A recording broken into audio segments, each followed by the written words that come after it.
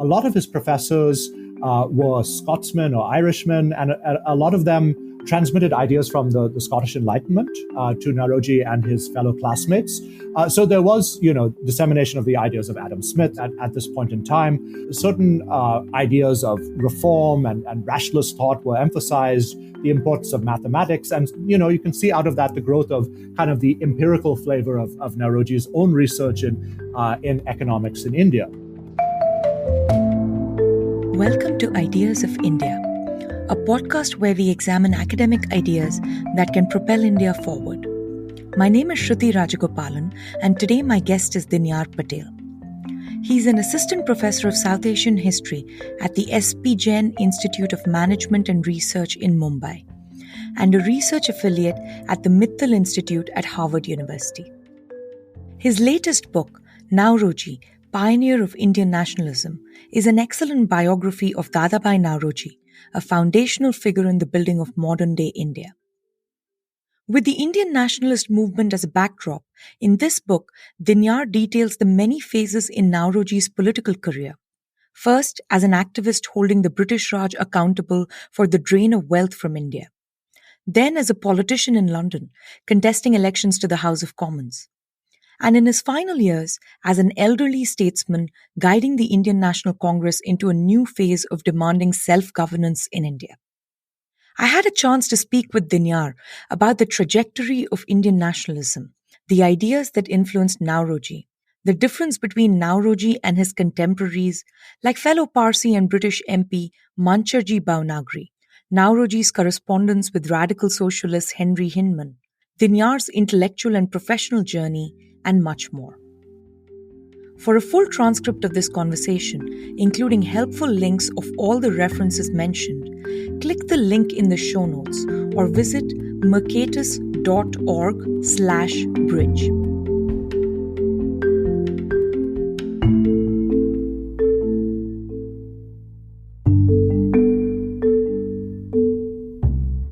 Dinyar, it's a pleasure to have you on the show. Thank you very much, Shruti, for having me here. It's a pleasure to be here.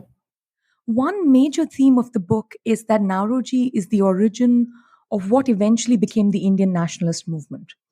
And the way I read the book is, in one sense, he is, because he's the first to represent the Indian cause as a member of parliament in London. In another sense, for a bulk of his career, he's in favor of British rule, by and large. Of course, with major changes in the civil service, better local governance, more rule of locals by locals, which in hindsight seem a little weak given the way the nationalist movement took off post-1930 with, Purna Swaraj and things like that. Naoroji also supported princely states, which was quite antithetical to the later parts of the Indian nationalist movement. Can you talk a little bit about how you think about Indian nationalism in the 19th century before the idea of India even existed, and why Naoroji is sort of the origin point of the Indian nationalist movement? Yeah, those are great questions to get conversation started. So that's, that what you talked about earlier, this idea of Naoroji being kind of the first nationalist, but at the same time not necessarily being the very first nationalist.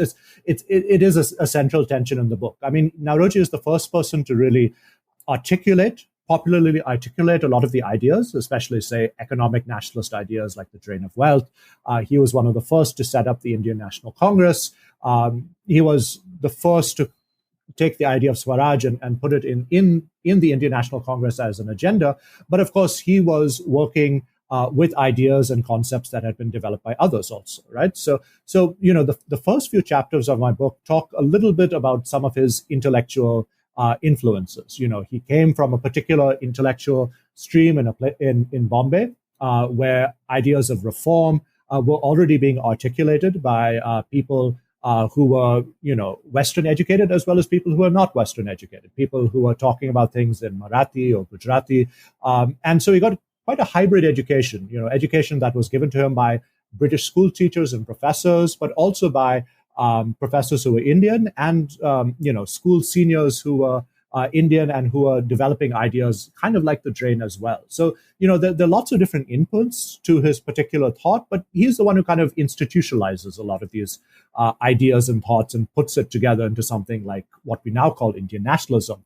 But, the other thing that you were talking about, this idea of loyalism, is a very tricky question, right? I mean, whenever you read anything by, say, someone like Naoroji or Alan Octavian Hume or Gokhale or Firozshah Mehta, it does strike you as being a little odd, right? Because they're talking about themselves being loyal to British rule.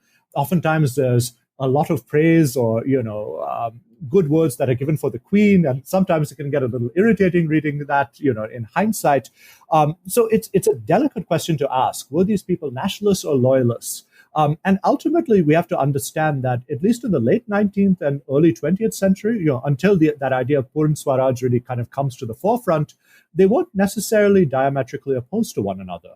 You could talk about yourself being loyal to British rule, but at the same time, be a thoroughgoing nationalist. And there's a particular moment when in 1911, when Naoroji is very old, he talks about how the king and queen are coming to India for the Darbar of 1911. And he says the best way to welcome the king and queen is to demand Swaraj, which, struck me as being kind of this very odd moment. What's he talking about?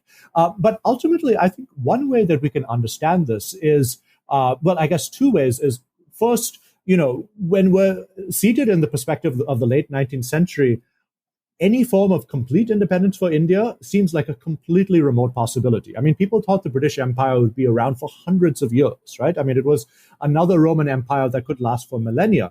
And so any idea of a complete separation from the British Empire was almost unthinkable. It was so difficult to understand how that could be done.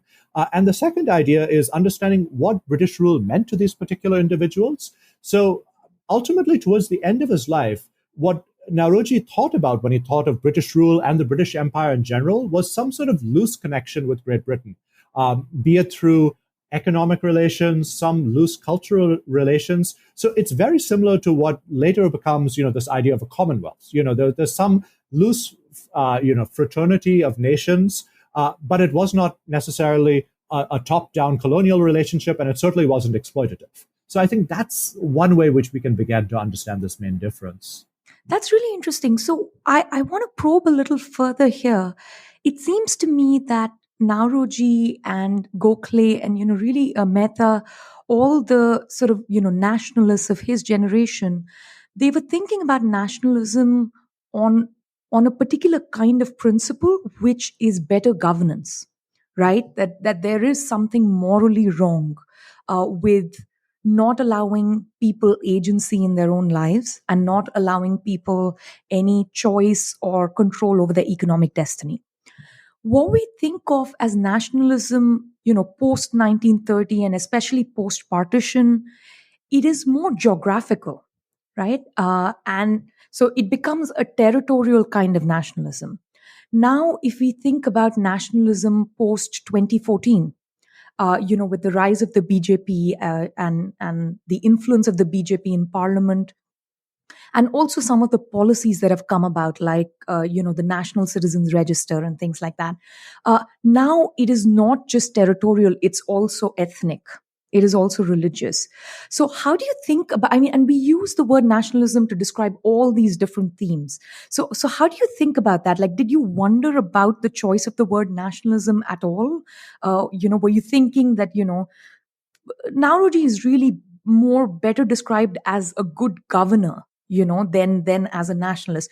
Yeah, it's India really has kind of developed a dual or a double meaning for nationalism, right? I mean, we talk about nationalism in terms of the independence struggle, or at least the struggle against colonialism, and then again this later phenomenon of religiously defined nationalism. And again, they have very little in common aside from the name. I mean, surely, of course, there was a religious stream and there was a religious element in nationalism earlier on.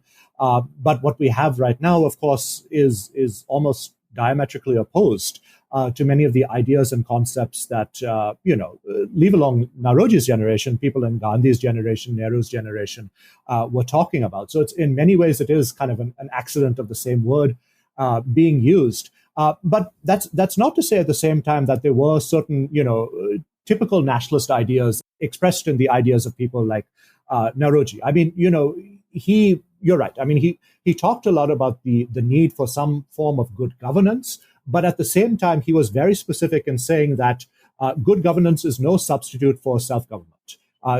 It was better to have a bad self-government than to have a government that was supposedly good but foreign. And the British Raj prided itself on being supposedly this form of good government that was very cheap and light and flexible.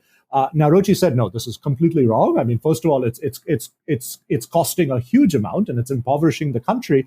And second of all, he said, no matter whether it's good or not corrupt, it does not substitute for the fact that it is foreign at the end of the day.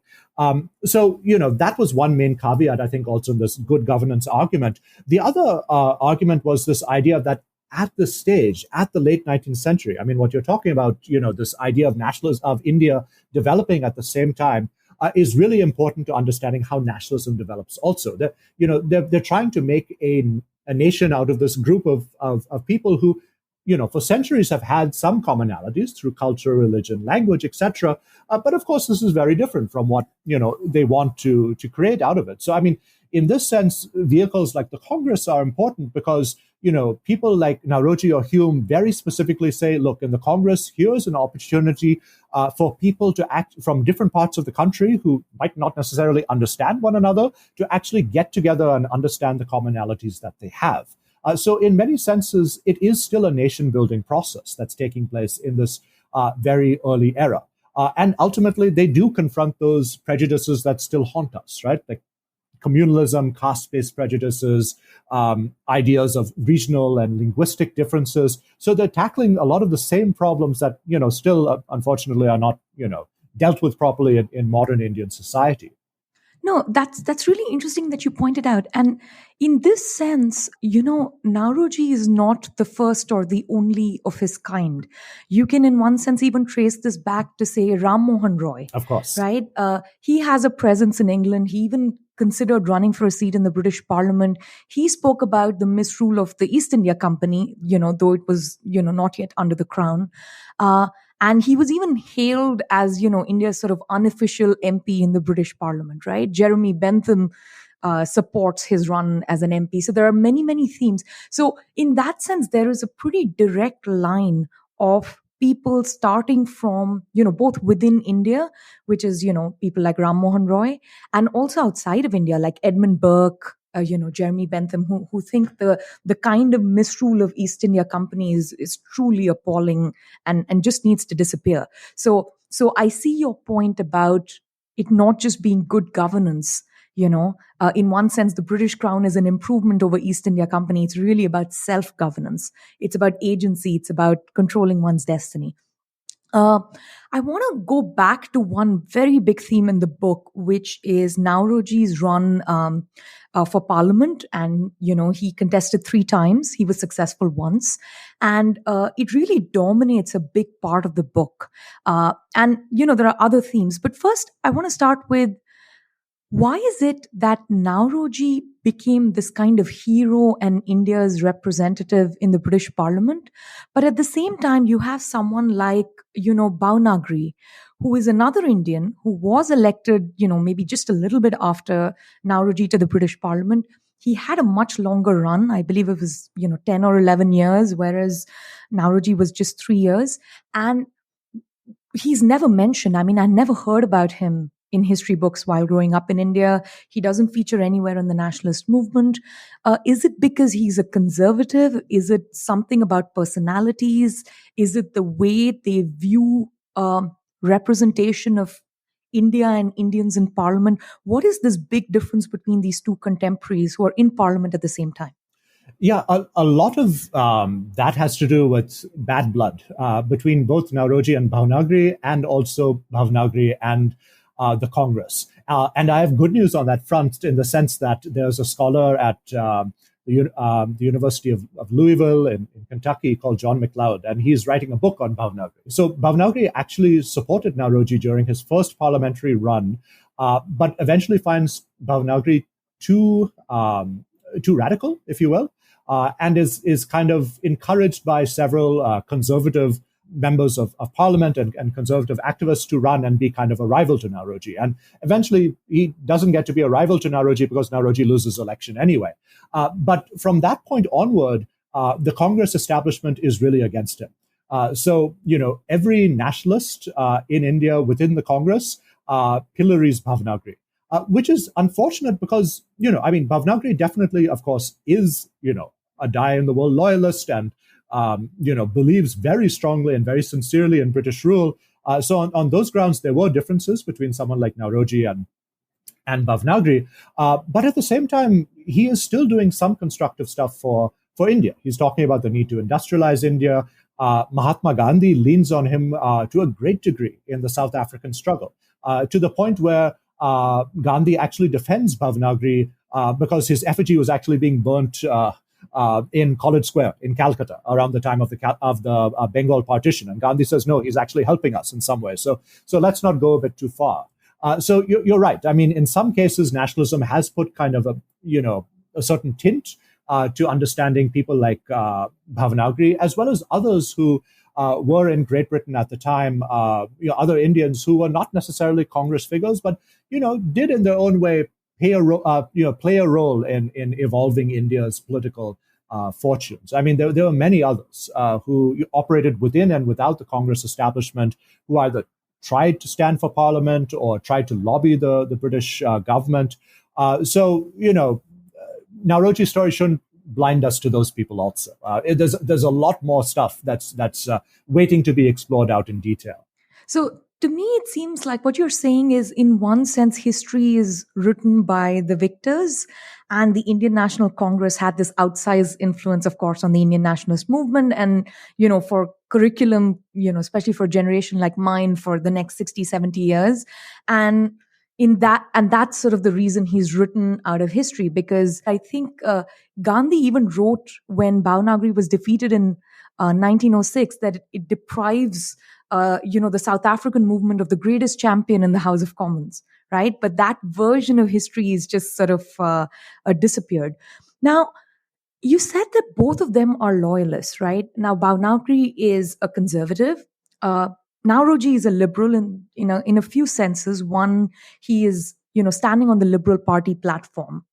He's sort of in, Gladstone's Liberal Party, not even just any Liberal Party. So, in that sense, he's a true blue liberal in the British sense.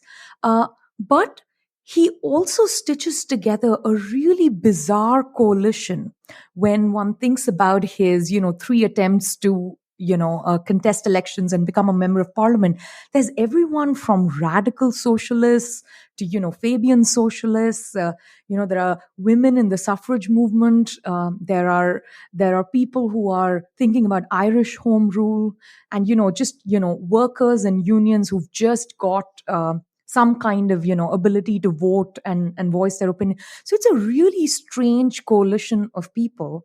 And Naoroji seems to be a little bit of all of these different movements in one person, right? And he does really seem to be a socialist sometimes when he's talking to a socialist audience, especially, when he's giving those lectures at the SDF evening, monthly lectures in, cities like Liverpool and Manchester. So how do you really pin down, Naoroji as a liberal? We can very easily pin down Bhownagree as a conservative. But, so what is that sort of litmus test, if one must use the term, that tells us that Naoroji is the first liberal in, British India? Yeah. I don't necessarily think that he was the first liberal in British India. I mean, if we take the word liberal in a very expansive form, I mean, then, of course, Rammohun Roy crops up. And between Rammohun Roy and Naoroji, there are dozens of other figures who are operating in some sort of liberal framework. But in relation to the uppercase liberal party, I think the way to answer your question is that Naoroji's views and his political ideas really evolve over time. So in, say, the 1860s and 1870s, he's approaching a type of liberalism that's quite similar to, say, the type of liberalism that Gladstone embodies, right? This idea of, expanding the electorate, reforms, democratizing, and that fit into a larger reformist picture that included India, but also places like Ireland and colonial self-government as well, and this whole idea of imperial citizenship, and whether that should be extended. But by the 1890s, he clearly grows quite disenchanted with kind of the liberal, the central liberal ambit, if you will. And this is around the time that the classical Liberal Party also starts to fall apart, right, after Gladstone's death. So there's kind of no coincidence there. And the reason why he kind of grows disillusioned is because, I think a lot of the socialist influence, a lot of the labor influence that he was around really starts to pique more of his interest. And he realizes that these people are also much more interested in India.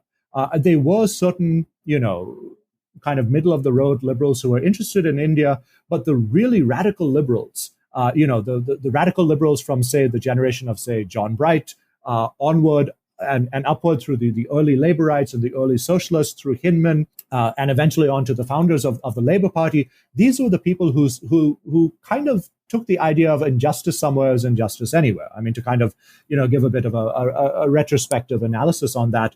So they could see the similarities between oppression in India and oppression of the working class in Great Britain, or the oppression of Irish people in Ireland. And Naoroji quickly picks up on that. And, there's, as you talk about this kind of strange patchwork between emancipatory movements ranging from women, women's rights to vote, to the Irish, to socialists, and including people like like temperance advocates. I mean, some of the biggest, staunchest supporters of Indian rights and freedoms in this era are people who are in the temperance movement, which is something that is obscured in our modern historical understandings. So there was this kind of broad emancipatory coalition, if you will, that's coalescing at this time. And that also importantly made it much easier for someone like Naoroji to argue about why India mattered to the average Briton who was voting for parliament and who ultimately could affect policy in India. Because he could say, look, you as a laborer living in Lancashire, living in the East End in London, you know what it means to face oppression and to face, the pitfalls of a capitalist system. Well, we're facing the exact same thing in India, and your sympathy would mean a lot to us because you know what it means to be in a position of, being disadvantaged. It's interesting you say this. I was reading B.K. Nehru's, short memoir of his time at the LSE. It's in a book called My LSE, which is a collection of essays from, the alums of the LSE. And the socialists were interested in Indian independence movement. Anyone who was interested in the Indian independence movement immediately became socialist. And that's how he became socialist, right? So it was sort of like they were part of our cause, and they're the people we hung out with. Those are the professors whose lectures we attended. And then there's this natural, sort of coalition.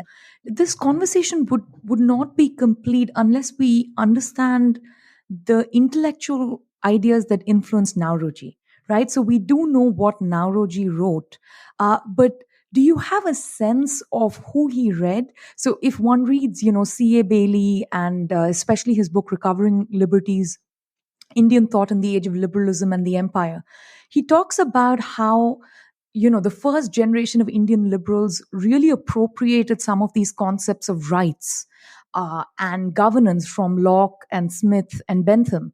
And, it became sort of like part of the discourse by early 19th century. Even in Indian newspapers, sometimes they were, discussing John Locke and Adam Smith. So can you talk a little bit more about who were the not necessarily just liberals, but who were the thinkers that influenced Naoroji? So in one sense, we know Burke because, he's one of the first people to really sort of hack away at the drain theory, specifically about East India Company. But who are some of the other thinkers that influenced Naoroji? During his early life, there are kind of two streams of thought that influence him. One is the intellectual tradition that's passed down to him at school and at college. A lot of his professors were Scotsmen or Irishmen, and a lot of them transmitted ideas from the Scottish Enlightenment to Naoroji and his fellow classmates. So there was, dissemination of the ideas of Adam Smith and such at this point in time. Certain ideas of reform and rationalist thought were emphasized. the importance of mathematics. And, you can see out of that the growth of kind of the empirical flavor of Naoroji's own research in economics in India. So that was one strain at this early part of his life. The other strain was harder to track down. It was a certain stream of intellectual thought within indigenous circles in India. So it was common understandings, common accounts of impoverishment under British rule. It was the common understanding that British rule was causing the indigenous textile industry to break down. And this was vocalized just a generation before Naoroji was in Elphinstone by a group of primarily Maharashtrian students who were quite radical in their outlook. The scholar from University of Mumbai, J.V. Naik, who passed away last year, has written a little bit about these individuals, but they very forcibly talked about something kind of like a drain, kind of an early variant of the drain, and talked about British rule being bad and being an agent of impoverishment. And Naoroji inculcated these ideas. I mean, he talked about these individuals having a secret society in Bombay when he was a youth, and Naoroji actually attended those meetings of the secret society. So that was the second strain. And the other element of thought I'll just mention, once Naoroji starts to go to Great Britain for a long period of time, starting in 1855, and he starts to spend decades of his life there, he's drawn into the intellectual currents of London and Liverpool, in the 1860s and 1870s. And through this, he meets many of the intellectual titans of the era. He inculcates the ideas of people like John Stuart Mill. So you'll find Mill's ideas on political economy scattered throughout Naoroji's writings. Some scholars have talked about the influence of people like Liszt. I found no evidence for any communication between Liszt and Naoroji, or any evidence that Naoroji read Liszt. I mean, we know Ranade imbibed some of his ideas, but it was hard to track down the influence of others like Liszt in Naoroji's political and economic views. What is the influence of William Gladstone? So in one sense, as someone who is a politician, and it's very clear from your book that Naoroji is a politician, and I mean that only in the very best way. He is someone who is trying to build consensus, right? So in that sense, Gladstone is obviously very important because he is the prime minister of the party platform that, Naoroji wants to embrace. And, Gladstone in general has an outsized influence on the Liberal Party at that time. But intellectually, not just politically, what was the influence of Gladstone? Because when I read the history of, classical liberalism, I feel like Gladstone's death is sort of one major structural break in how liberal ideas were coming to India. When the Liberal Party collapsed and when Gladstone died, and, the two happened sort of, within sort of a decade of one another.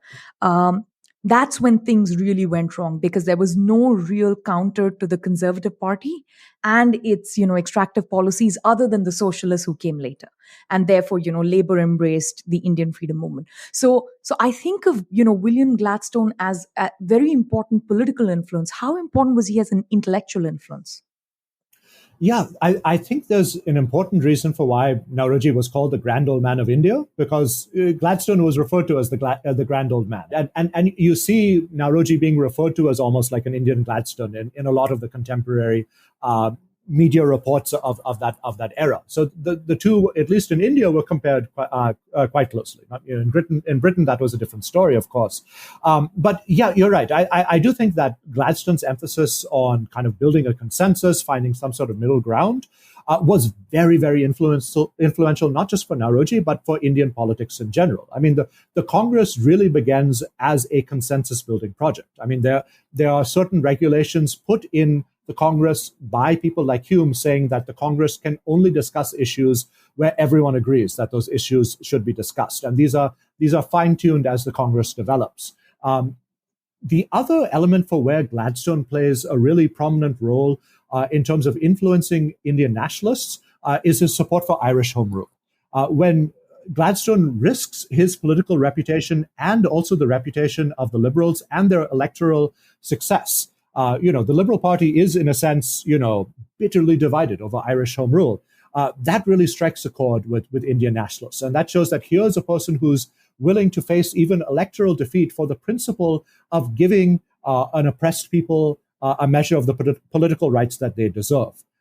So that, again, really makes Naoroji, at least, kind of like a strong proponent of the Gladstonian liberalism that's evident there in the late 1880s and 1890s, and it really kind of builds up his esteem in India as well. It's interesting you mentioned the Irish Home Rule issue because that's another space where, after the Liberal Party collapsed, that cause was taken over by the radical socialists and the Fabian socialists, right? And eventually, it's the socialists who have a big impact on, Irish independence and the Irish constitution and so on. And then it's the same thing that, mirrors itself in India. In fact, when you read, papers of the Constituent Assembly debates, India borrowed directive principles of state policy from the Irish constitution. Those things didn't exist in liberal constitutions before that. So the parallels between the two, sort of, I won't say freedom movements, but initially self-rule movements, and then, after that, freedom movements, and the parallels between India and Ireland, and then how, the sort of the torch was passed from the Liberal Party to a very unlikely radical socialist movement. You see that playing out in both countries, and that's quite interesting. Now, I want to talk a little bit about the biggest chunk of the book. Naoroji's contesting, for the British Parliament House of Commons seat 3 times, and there are 3 different seats. And all 3 play out quite differently. And can you talk a little bit about that? How, over those 15 years, what happens to Naoroji, how he changes, what is really going on in his life? I want to hear that directly from you, even though it's the bulk of the book, because I think it's really interesting how that plays out. So the first time that Naoroji stands for Parliament is in 1886, and it takes place in Holborn. And Naoroji calls this electoral campaign a forlorn hope. He knew he was going to lose.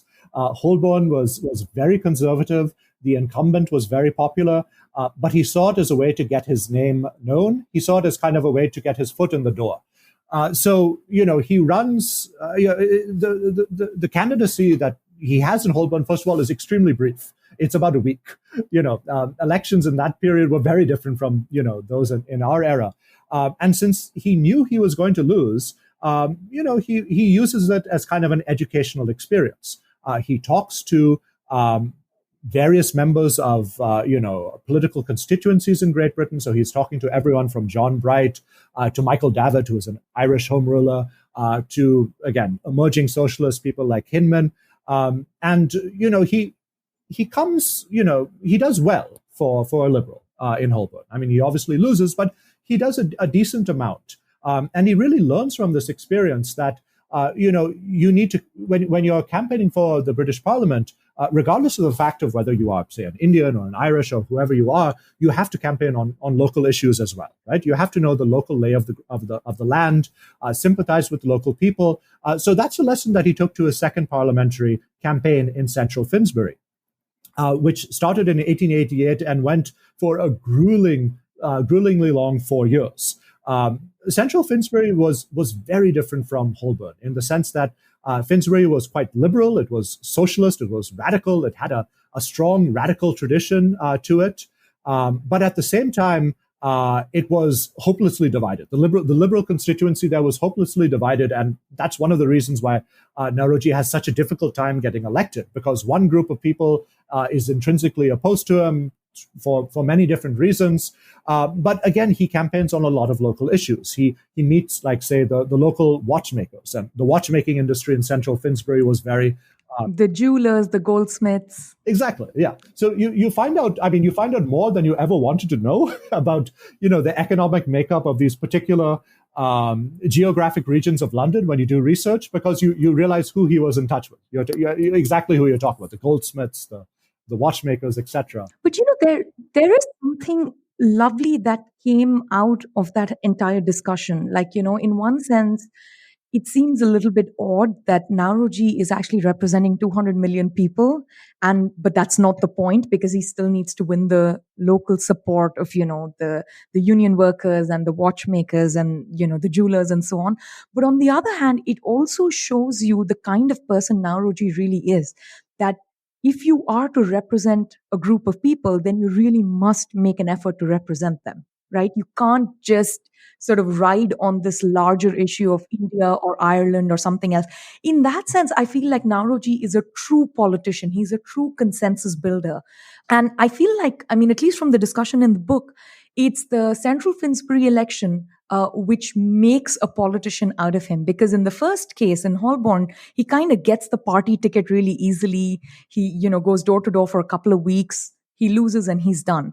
But in the second case, most of the opposition for him comes from within the party. And there is a lot of drama over who is the Liberal candidate.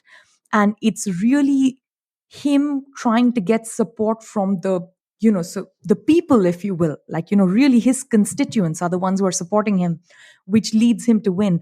I found this lovely bit by George Bernard Shaw. In one of his pamphlets in 1892, he talks and congratulates Dadabhai Naoroji on winning by 3 votes. At the time, they thought he had won by 3 votes, which you later point out that the recount is 5. And he congratulates, the Clerkwell branch of the SDF, which is the Social Democratic Federation, which sensibly threw off its allegiance to the Central Council and went Fabian, and it's this lovely, I mean, it's a very, like, the entire passage is really lovely. It's a couple of pages. It's very George Bernard Shaw in its style. But it also tells you that Naoroji really managed to connect with the people he was representing in a way that, one doesn't imagine. And it seems now that it really started with Naoroji, and in particular, Naoroji's very, very long correspondence with Henry Hyndman, right? It goes for almost 3 decades. So a couple of questions about that correspondence. I'm switching to a different book you've written at this point. This is your, edited volume of Naoroji's correspondence with various people. This is co-edited with S.R. Mehrotra. And what we see in the correspondence with Hyndman is I can only read Hyndman's letters. Right? I don't see Naoroji's responses. So I just want to preface that for the listeners. But it goes on from 1878 to 1906. Some of it is, logistical and organizational. It talks about, Naoroji's various efforts to pull together a coalition or, where to give a lecture and so on. But Hyndman is constantly almost haranguing, it seems to me, because I'm only reading one half of the conversation, but almost haranguing Naoroji that he's not radical enough. He's too much of a liberal. He believes too much in the British sort of, Westminster Whitehall governance system, and really needs to take a bigger leap into, true blue socialism. You have a reference in your book on Naoroji that Hyndman even passed on Naoroji's book to Karl Marx, who then referenced the drain in India. So there's this sense that over 30 years, Hyndman is really pushing Naoroji towards more radical socialism. And Naoroji never really gets there in his economics. In his economics, he's almost entirely a market, embracing economist, right? He hates extractive policies. He doesn't like mercantilism of the British Empire. But he's not really moving towards any kind of, complete redistribution or taking land and expropriating land. He's quite against those themes. So what do you make of this relationship? Were they just allies because they had the same cause, but Naoroji was never converted, so he was a bit of a politician. They just get together for a single cause? Or is there an evolution which I have missed because, one can't read Naoroji's correspondence in the volume? So Hyndman was probably the favorite person who I encountered in the papers. There are very few individuals I think you encounter in an archive where you'll read a letter from, say, 120, 130 years ago, and you can feel the person's presence, right? And Hyndman was one of them. He was an absolutely fascinating figure.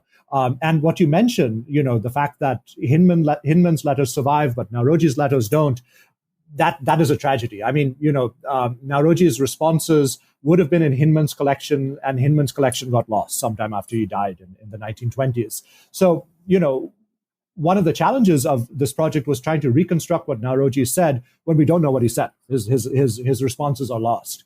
And again, I think their relationship evolves in different ways. So, I mean, Hyndman is an interesting character because he comes from a Tory family.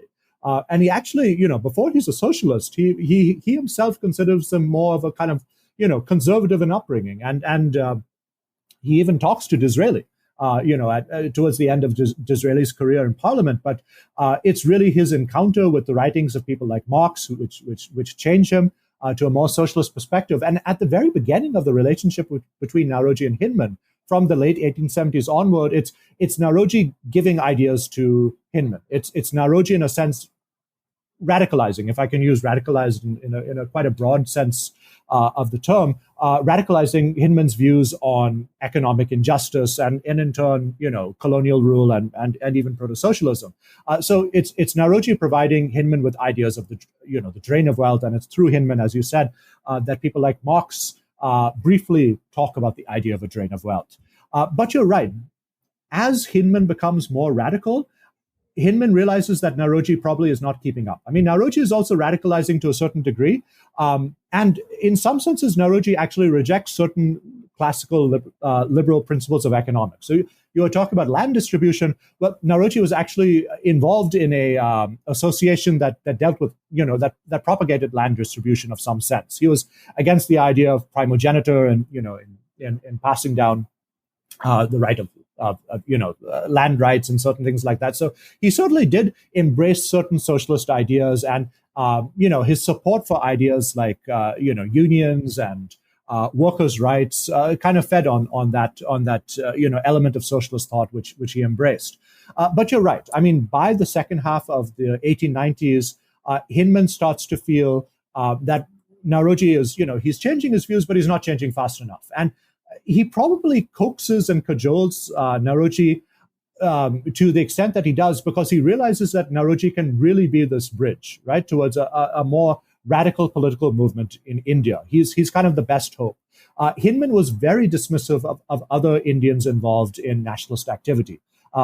People like, R.C. Dutt, even to a certain extent, people like Gokhale. He kind of looks at what they're writing and he's saying they're too loyalists. What are they doing, right? I mean, you can see the anger in his letter, and he sees Naoroji as kind of that one hope that can make Indian nationalism truly radical in its potential.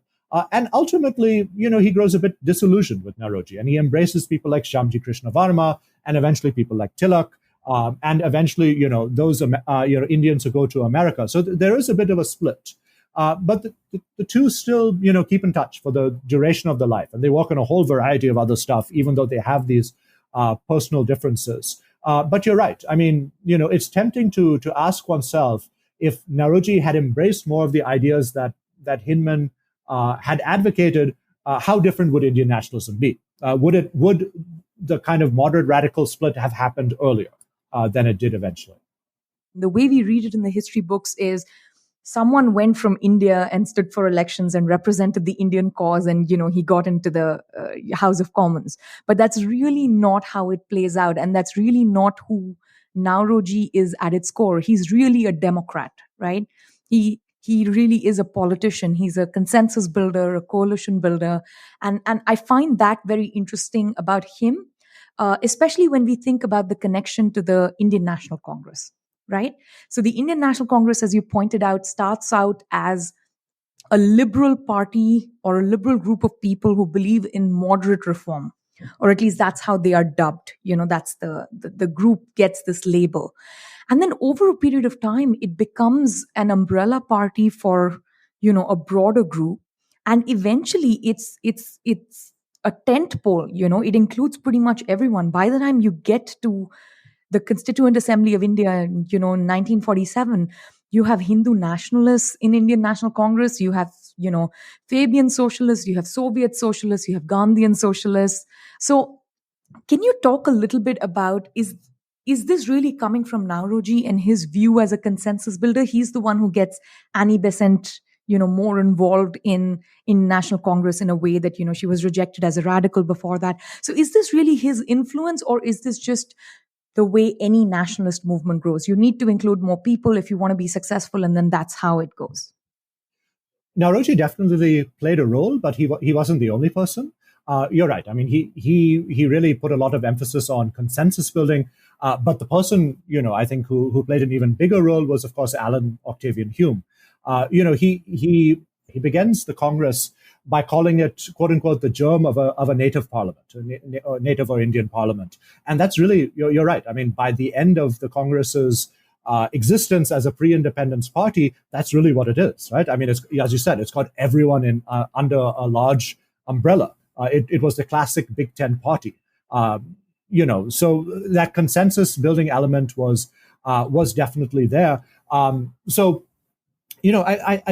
think that generation, people like Hume or Naoroji, eventually people like Gokhale, Mehta, others, they really realize, when you're talking about Indian nationalist interests, you're talking from a position of absolute weakness. No one in the British Indian government is going to really listen to you or heed your opinion. Maybe a few people in Great Britain will be sympathetic to you, but that doesn't really help you at the end of the day.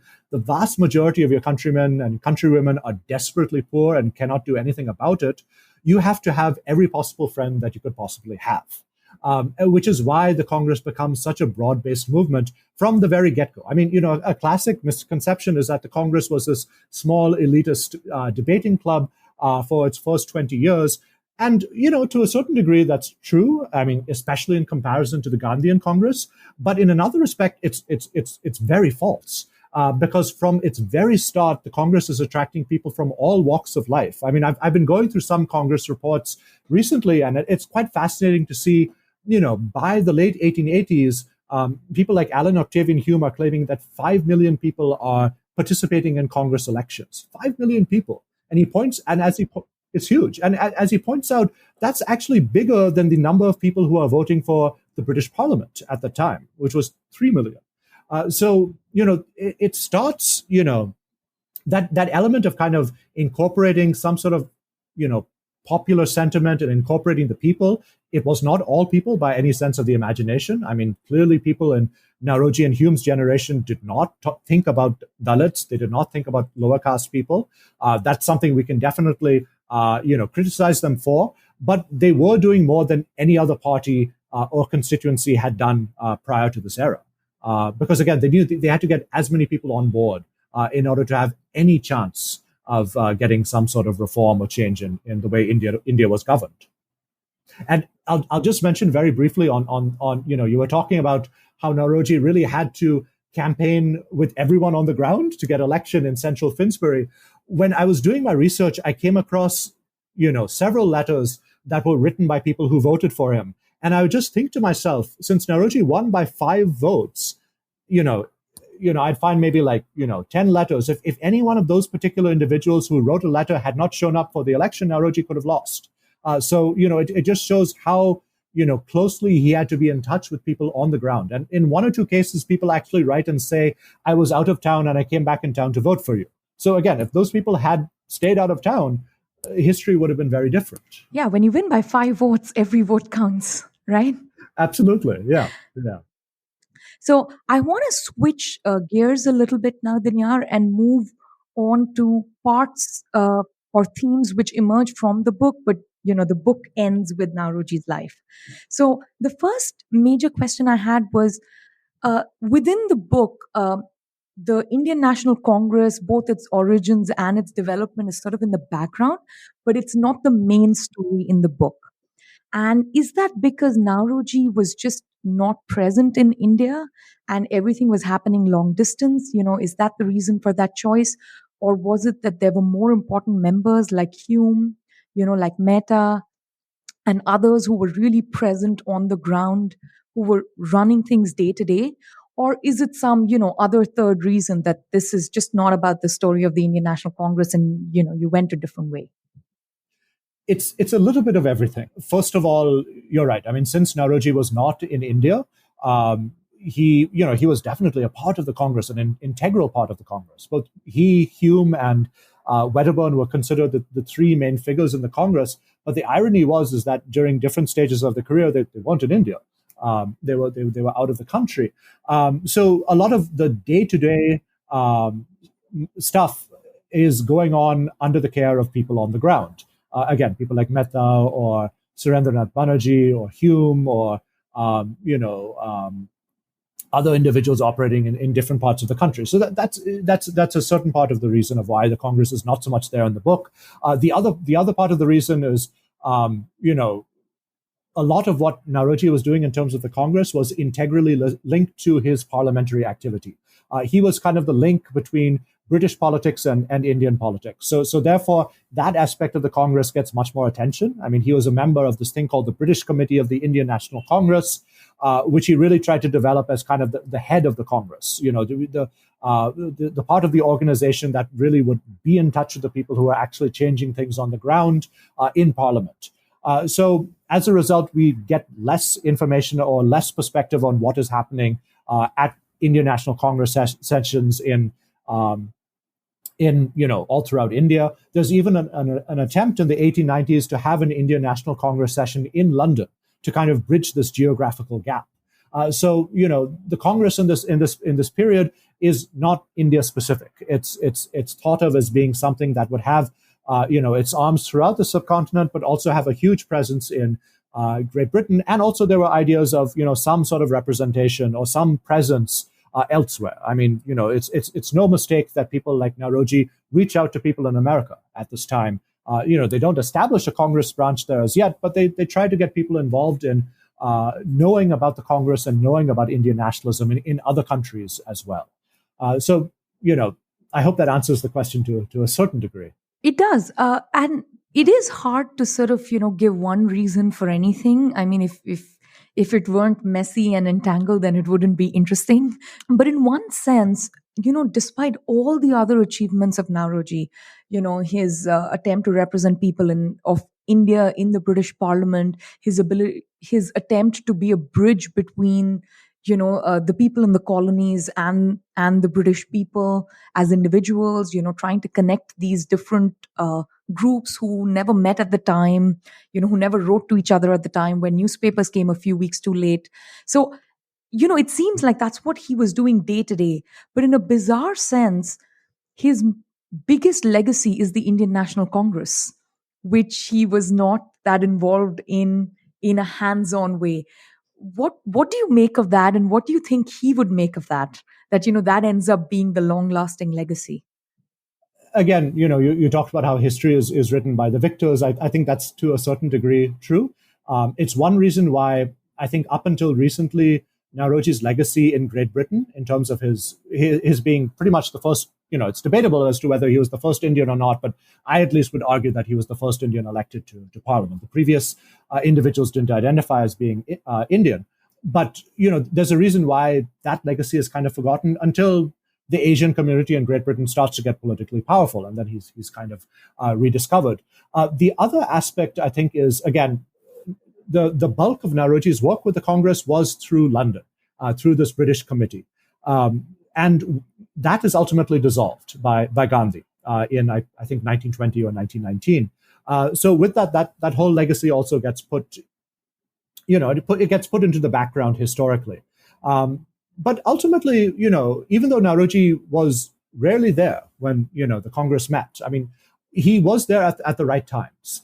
He was there at the first meeting, he was there at the second meeting, he was there again in 1893, and he was there again in 1906 in the last Congress meeting that he attends. Yeah. So, and that's the legendary presidential address that he gives, which moved towards, Swaraj or home rule, right? Like that sort of 1906 presidential address is quoted over and over again as the beginning of nationalism in India. Very often. The beginning of the idea of Swaraj being intrinsically linked to the Congress. I mean, again, Naoroji was not the first person to talk about Swaraj or use that term, but he was the first person to make it the goal of the Congress officially. Yeah. So in one sense, you talked about how the committee he was involved in London was dissolved, post Gandhi's presence in India. Would you say in one sense that the real heir to Naoroji is someone like Krishna Menon? Because Krishna Menon also made very similar decisions. He spent a bulk of his career living in London. He started the India League. He was constantly in touch with people like, William Beveridge, trying to get Indian students admission at the LSE. When you look at that correspondence, some of it is so mundane. In the book, you talk about how Naoroji is solving family, conflicts and husbands leaving wives. Sometimes you look at Krishna Menon's correspondence and it's like, oh, this person studied at this place, they're going to be arriving by this ship on such and such date. Please give them an audience and give them a seat. So some of it is really mundane. Some of the papers of, Krishna Menon with someone like George Lansbury, and that, the big bridge between the India office, the Labour Party, and the Indian nationalist movement is Krishna Menon. So would you say he's sort of one in political heir of Naoroji? He tries to build consensus diplomatically. He's more about Whitehall than Westminster, but he's trying to engage in a very similar project, it seems. Absolutely. So I've yet to read Jairam Ramesh's book on Krishna Menon, but we were in touch, and he had the same opinion after he read my book. He's a much quicker reader than I am, evidently. But he said, after I read your book, I realized the similarities between him and Krishna Menon. And the little that I know about Krishna Menon, I think it's quite obvious that Krishna Menon was following in that same tradition of reaching out to people on the ground in Great Britain, socialists, people on the left, getting allies, doing work for the Congress that involved a more international presence. But the other interesting thing is that I think many other people can claim to have contributed to that legacy. I mean, even people like Gandhi and Nehru, when they went to Great Britain, right? They ultimately had to. Tilak had to go to London. Lala Lajpat Rai had to go to America. And he forged global links there. And recently, I wrote a paper on a person called J.J. Singh, who was an Indian nationalist in New York. I think you recognize him in the 1940s. And he's doing the exact same thing in New York in the 1940s that Naoroji was doing in London in the 1890s and early 1900s, talking to labor leaders, talking to socialists, talking to minorities. So it's quite apparent that this is a pattern that is, maybe not, it doesn't fully unfold as, in a similar manner that Naoroji's career unfolded, but many people, reduplicated that effort in their own particular geographical and, temporal frames as well. Would you make a very sharp distinction between those in the freedom or nationalist movement who were present in India and those who were present abroad? Do you think there's a big divergence there in how they think about things, or do you think it's just a matter of, how the chips fell at the time? That some people ended up in London and some people ended up studying law, or some people ended up going to South Africa. That's just how it happened. Well, I think, again, at this stage, people are moving so much that it really depends at the particular time.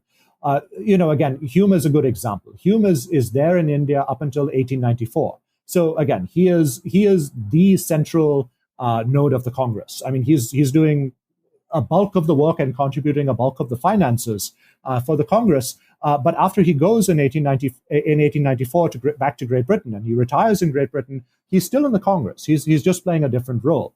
So it really depended on where people were and when they were at those particular locations.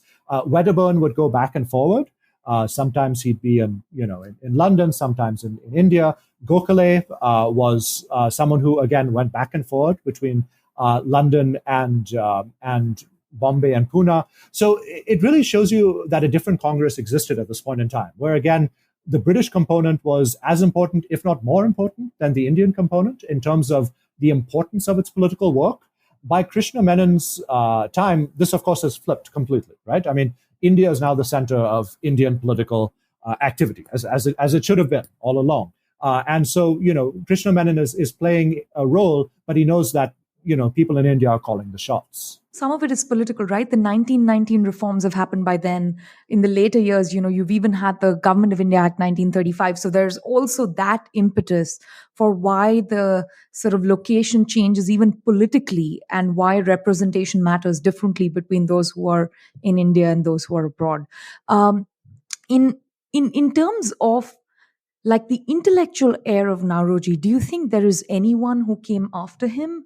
Politically, we know a lot of people eventually got very involved in the Indian, National Congress and the Indian nationalist movement, even outside the Congress. But intellectually, are there too many people at the time who are speaking multiple languages, who are reading everything from Adam Smith and Burke and engaging with Karl Marx to, talking to the feminist movement, talking to the temperance movement, the theosophical movement.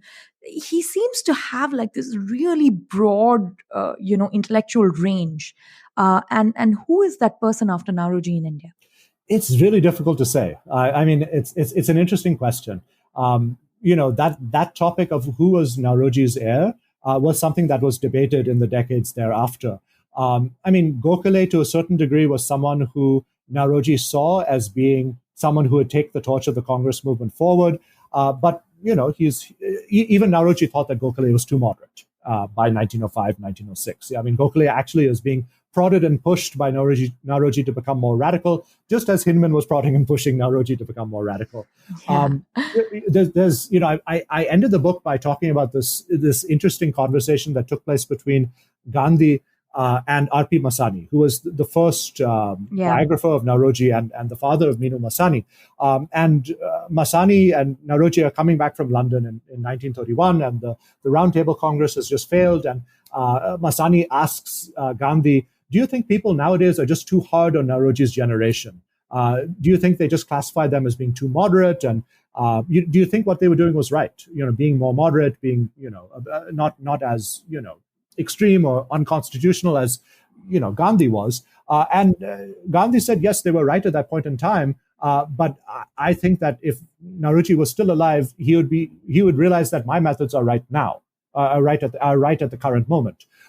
Which goes back to something I tried to bring up in the book. Naoroji was someone who always evolved his ideas and his political perspectives. So, someone like R.C. Dutt saw a lot in common with Naoroji's ideas from the 1870s.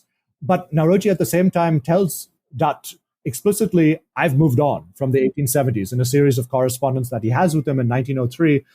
And now I've discarded my views. And likewise, I'd like to tell you that the views that I held, I've moved on. And, these are my views now. And I would strongly encourage you to adopt those. So it's really hard to pin down at one person. I mean, different people take on different parts of his legacy. Gandhi probably comes, he comes the closest to representing this figure who, was in touch with everyone. And of course, in many ways, he greatly exceeds Naoroji in terms of his ability to be in touch with anyone and everyone. The last question I have about Naoroji before moving on to other things is, Naoroji is deified in the Parsi community, and probably rightfully so. It's very similar to, say, Tagore in the Bengali community or something like that. How difficult is it to write a book about someone like Naoroji when you yourself belong to that community? Are you really nervous about saying anything negative? Do you have to be extremely careful? Can you be a historian, or are there other identities that interfere with the writing of a biography like this? Did you struggle at all? It wasn't as difficult as I thought it would be. You're right. I mean, one wonders how a topic like this would be received within one's own community. Ultimately, one thing that helped me is that I'm technically American. I grew up in the US. So I was not as intrinsically linked to what was going on here within the community here in Bombay. I hadn't been reared in that particular tradition of revering these particular people. And so I guess that allowed a degree of objectivity. But ultimately you realize that what people know within one's own community is just kind of the very topmost layer. And so there's kind of a sense of obligation that one needs to dig further. And, I think, again, if you're a good historian or a good political scientist or a good anthropologist, you learn how to, try to identify your own biases and make sure that they don't creep in. And, I tried. I can't say I necessarily succeeded or not, but I tried to kind of check a certain sense of, maybe talking a bit too much about the Parsis, or, sensing some feeling of, Parsi importance at this particular stage of time, which is of course something that a lot of Parsis love to talk about. We were so important at one point in time in Indian nationalism. Yeah, you bring up the point about the Parsi community being so important in Indian nationalist movement, but also beyond. I would say right from Naoroji to Nani Palkiwala. So I'm really talking about emergency, post-emergency, Palkiwala sort of hacking away at the issues of taxation. Many people believe that, sort of the involvement of the Parsi community in politics actively, either through sort of the judiciary or as political commentators, or, sometimes directly like Naoroji in terms of contesting elections. It starts with Naoroji and ends with Palkiwala. And now we see a sort of dissonance between the community, which was so involved in the nation building process, with what's going on today in politics or contemporary discourse. One question is, what do you make of that? Do you think that's a correct assessment of how the community feels? And second, why do you think that happened? I think that's accurate in the sense that, yes, I mean, in the community, there's a sense that we once were very prominent and very involved in politics, and now we're really nowhere. And, that directly links to what a lot of Parsis say in terms of how people like Naoroji or Mehta are kind of forgotten in the nationalist pantheon. I don't necessarily see this sense of diminished Parsi involvement as being a bad thing. In the sense that the reason why Parsis was so important at a particular moment in time was because we had a definite advantage in terms of access to education and wealth, and again, access to resources that would have enabled some form of leadership or involvement in professional activities, commercial activities. We were highly educated in comparison with the rest of the country, and quite naturally, there was some disproportionate influence exerted by Parsis vis-a-vis other communities. It was not any sense of some sort of innate difference that the Parsis had, that they were somehow more qualified. I think that's utter nonsense. It's just we were richer, we were better educated, we had access to greater resources, and quite naturally we were, overrepresented.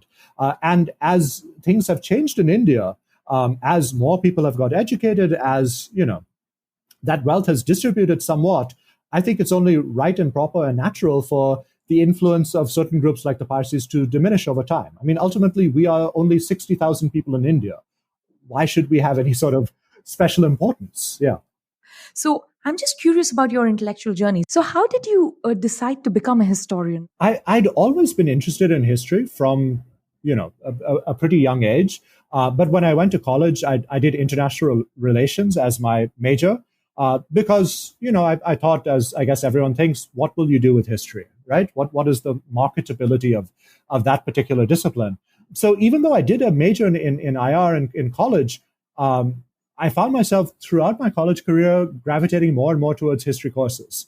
So ultimately, I did graduate with an IR degree, but only barely. My thesis was a historical topic. I wrote about the construction of the city of Delhi, which had really nothing to do with IR in a modern sense, and everything to do with history. And somehow I got away with it. And I worked for a few years in Washington, D.C., in kind of like a political consulting group. I really didn't like it, and so I decided quite quickly that, what the heck, I'm going to go ahead and apply for a history PhD program. But I didn't think that I would become an academic. I thought that I would go back into the policy world thereafter. But as you well know, when you're in a PhD program or any like long-term academic program, you get sucked into the process and you have limited agency. So, eventually I did become an academic, even though I didn't intend to be so from the start. And the interest in South Asian history sort of comes from your own family background and ties to India, or was it something else that piqued that interest? Yeah, I think to a large degree. I mean, talking to a lot of people in my grandparents' generation about their memories of, what they went through. I mean, they lived through World War II, the Bengal famine. I had a lot of family members in Calcutta, and of course, the first few decades of independent India. So that really got me interested. And starting in college, I started coming to India annually for long periods of time and studying more about the history and culture. And so it was kind of natural that I gravitated toward it. While I was in college, I began studying China, and I realized very quickly that I was terrible at Chinese language. And so that impelled me to study different areas. And eventually India was, the place that really kind of gripped my imagination. So I know that you grew up in the United States and you're American, but you were also born and raised in a Parsi family, and you have strong ties to the community. I believe you learned how to read Gujarati to work on the Naoroji project, ancient Gujarati even, right? So what has been sort of your intellectual journey up to this point? I should say I learned Gujarati very badly. So, I can read it, but I oftentimes need the help of a dictionary or someone else to really understand what's going on. Unfortunately, when you grow up as an American, you grow up monolingual, and that's something that, has been a bit of a challenge. I came to grad school knowing that I wanted to do something that touched on Indian nationalism and the Parsi community. So Naoroji quite quickly, I recognized Naoroji was a topic that kind of fit both criteria very well. And I should mention also that, this book grew out of my PhD dissertation from grad school. The thing was, again, when you are in grad school, you're inculcated with a certain idea of what a dissertation should be and what your graduate school education should be like. So, I remember people telling me, do not do biography. Try not to do something popular. I remember one of my cohort members specifically saying, your first book must be a boring book. It must be this dry text that no one will read. And I thought then, and I still think today, that's awful. That particular person was absolutely right. If you want to be successful in academia still, you need to write a boring book. It's obviously that's rigorously researched, but something that's not going to appeal to a lot of people. Yeah, as historians, you need to first pick a time period, then you need to pick a region, and then you need to pick a narrative, and then you get as specific as you can, right? Like those are sort of the three pillars of academic historical research. You get into a very narrow window. And you violated all of them in some sense. And have paid a little bit of the price, consequently. But yeah, I came to my PhD program not having gone to an MA program. So I guess automatically I was, less kind of trained to fit in that slot. And I didn't think that would be a good use of what eventually was 8 years of my time. So I decided, why not do something on this?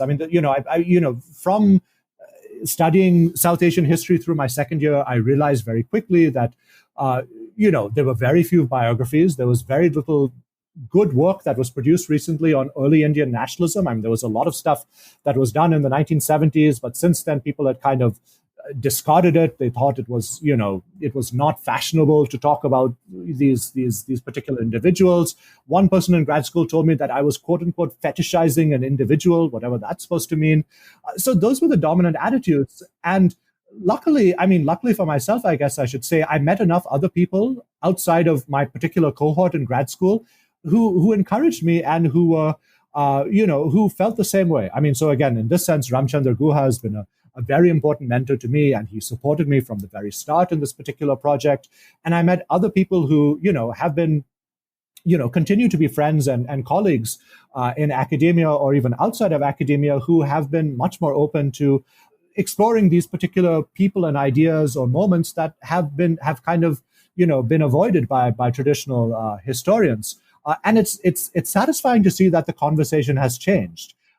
And then the obvious question, why did you write the book?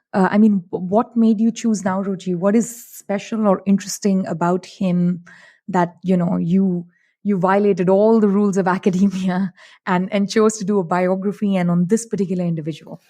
Again, I think it really needed to be done. The last really good book on Naoroji, stuff has been written, but the last really good book on Naoroji was published in 1939 in terms of being a comprehensive biography. Yeah. This is Masani. Masani, exactly. And Naoroji is such an important individual, not just in terms, again, of Indian history, but in terms of British history, in terms of imperial history, and in terms of global anti-colonialism. People are talking about him in America. People are talking about him in places like Cyprus. I saw letters in his papers from people who were in Romania, other parts of the world, Canada. So he's someone who's talked about all over the world during and after his life. So, he was begging for a proper study. So it seemed only right and proper to really kind of invest the time I had in grad school in this kind of big, weighty topic that was waiting for kind of a modern study. So you're right. I did kind of violate some of the rules. I've probably paid some of the consequences.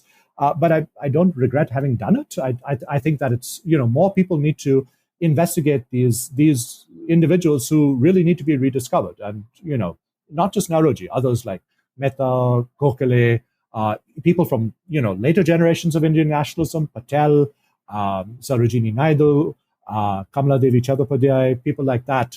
They're waiting for proper studies and they deserve it. How easy or difficult was it for you to convert a dissertation into the book? I'm asking, especially keeping in mind some graduate students who might be listening to this. And what kind of choices did you have to make? It was much easier of a process turning the dissertation into a book than I imagined. And, I must definitely credit Harvard University Press for that. I mean, it was really quite a seamless process and a very enjoyable process working on, converting the dissertation into a book. And I also need to credit my advisors for really having kind of trained me in a way that made the dissertation easy to convert to something like a book. The one piece of advice I would definitely give to graduate students or people who are just beginning to turn the dissertation into a book is try not to make your book or your dissertation perfect. It's never going to be that way. The best way to start writing is just to write. You're never going to get a perfect document. If you strive for that, your book will never be produced. So just start writing. Get ideas on the page. They will reform themselves as time goes along. The colleagues I had at my university in South Carolina, when I was teaching at the University of South Carolina, many of them correctly advised me when I was in my second year of working there that you need to start working on turning your dissertation into a book. And I was thinking to myself, I'll let the thoughts kind of, develop, I'll take my time. And they really pushed me to realize that that's not going to happen. You need to get the ball rolling. And so again, the last credit I should give is to them, members of who are fellow historians in my department at my old university in South Carolina. Again, we are writers at the end of the day, and ultimately we must write. And nothing we produce is ever going to be perfect. I find errors all the time in the book that I've produced, but it's the best we can do. And, ultimately it's the best thing to do is just write, get the thing done and move on to whatever next that, has in store for you. So what's your writing process like? Do you write every day? Do you write sitting in the same spot, sitting at the same time? I am definitely not a very disciplined writer. A lot of the dissertation I wrote pretty much under the gun because, as I said, I spent 8 years in graduate school and I had an enjoyable time. I spent 3 years, between India and Great Britain researching, but also, meeting interesting people. And so I left writing to the very end, which was a bad idea. And so, in the span of about 6 terrible months, I wrote the great majority of my dissertation, which eventually, again, got turned into the book. So I wrote under a great deal of pressure, and I definitely do not advise anyone else doing that. It's not a fun process. I've tried to be a little bit more diligent since, but ultimately, I've come to the conclusion that, you can write anywhere. You just have to kind of put your mind to it. I mean, I'm stuck in an apartment in Mumbai because of the lockdown. And ultimately, the conditions might not be conducive towards writing all the time, but you still have to write. So, you ultimately have to kind of force yourself and make the best of your situation, be it, bad internet or be it, lack of access to resources, and just write at the end of the day. Do you listen to music when you write? Like, do you have rituals to get going? Caffeine is definitely very important. I won't minimize that importance. I mean, when I was writing my dissertation, I had at least 3 or 4 cups of tea a day, which I know is not much in comparison to others, but for me did the trick. And I would usually write in 2 shifts. I would write in the morning up to lunch. After lunch, I'd get into kind of like a post-lunch coma, if you will. And so I was never very productive. And then usually I'd try to exercise and then write again until dinner. So I'd kind of do 2 shifts, and I still to this day kind of conform to that particular model. But again, there are days when you will just not be able to write properly, and ultimately you've got to learn to deal with it and do other stuff, read, answer your emails, attend to other stuff in life. I think music is important, and for a chunk of time I was writing at places in Delhi or elsewhere in India where there was a lot of noise from the outside, and so music kind of helped drown it out. Oftentimes very upbeat music. I discovered in my first year of graduate school, I mean, I mostly listen to classical music now while I'm writing, but I wrote a lot of papers in my first year of graduate school listening to Persian pop. I can't understand a single word of Persian for the most part, except for the commonalities between Hindi and Persian, but it had a certain beat and rhythm that kind of got you working. And so, I think anything that has that, at least in my case, helps me write a lot. Keeps me awake and kind of gets the thoughts flowing. Yeah, gets you in a groove. What are you reading at the moment? I'm also a very slow reader. So, I'm definitely not one of those people who, reads, can read multiple books at the same time. I'm currently, one of my advisors was Sven Beckert, and he wrote this book, Empire of Cotton, which I'd read in parts, and I'm finally, due to the lockdown, I'm finally being able to finish what I've read at different points in time. So it's nice to finally being able to finish that. I recently read Prashant Kidambi's book on cricket country. Cricket is something I know nothing about. Again, being an American, I've been taken to some cricket matches, and it's Greek and Latin to me. But that book is written in such a way that even someone who does not know cricket is able to understand cricket. So those are two recent books that I've read, and I have several other things on my bookshelf: Dalrymple's The Anarchy, some books on business history. The other genre that I've been reading of is travel. Since we can't travel right now, reading certain travelogues has been helpful. You're torturing yourself. In a way, yeah. I mean, I was supposed to go to Uzbekistan just as the lockdown happened, so instead I read Robert Byron's Road to Oxiana, which is kind of his travels in Iran and Afghanistan. So that helps kind of get your mind off those particular things. And otherwise, the other thing that I'm reading is just related to my research. I just finished reading several hundred pages of Alan Octavian Hume's writings and reports, which is, again, not for the general reader. It's not very exciting by itself, but it's important material to go through. What are you working on right now? The next book, which I'm trying to work on, which again is evolving in different ways since we're all locked down and the archives are not open anymore, is a broader history of liberal nationalism. So looking both at key individuals and key ideas in nationalism before Gandhi. I wrote one chapter on this individual called Lal Mohan Ghosh, who was the first Indian to ever stand for the British Parliament. Yes. Not Naoroji. He was the first person. Yeah, so he was the first to contest but not win. Right. And in many ways, he's much more radical than Naoroji. And he's coming from a different milieu. He's a Bengali. He is very close to John Bright. He is talking in a much more radical stream of thought. Currently, I'm writing a chapter on Alan Octavian Hume and how he conceptualized the Congress and how the Congress was actually quite popular in its early years, about how it really tried to get, average riots, average cultivators in the organization, to kind of hit back at this idea of the Congress being an elite debating club. And, I want to explore more people like Firoz Shah Mehta and Rana Dey, but also some of the ideas, right? I mean, like the idea of education in early Indian nationalism, because ultimately... Oh, yeah. Which is such a big theme. Women's education of the masses. It's such a big theme in the nationalist movement early on, even in Naoroji and all his contemporaries. Absolutely, yeah. And it's shot through early Indian nationalism. I mean, most major Indian nationalists were themselves teachers or professors like Rana Dey and Gokhale, or their educational experience was very formative. And they ultimately had a stake in an educational institution. Tilak, of course, had a stake in educational institutions as well. So it's impossible to understand early Indian nationalism without understanding this project of education and what that meant.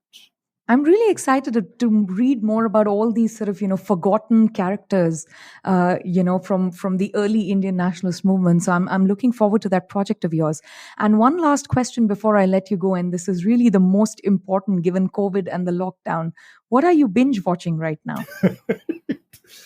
Well, my wife and I did watch Indian Matchmaking recently, which I will admit I thought was a fictional satire until the second episode. And, it hit me rather suddenly that it was not.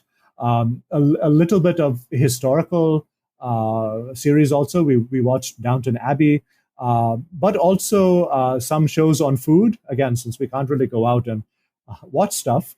We can't really go out and eat food from the outside. A few series on, eating in certain cities. That tends to kind of, whet the appetite and, hopefully encourage travel once all of this is over. Thank you so much for taking the time to do this. Thank you so much for writing the book. Thank you very much, Shruti. I really appreciate it. Thanks for listening to Ideas of India. If you enjoy this podcast, please help us grow by sharing with like-minded friends. You can connect with me on Twitter at @srajagopalan. And here's a sneak peek of my next conversation with Anuj Bhuvania on public interest litigation in India.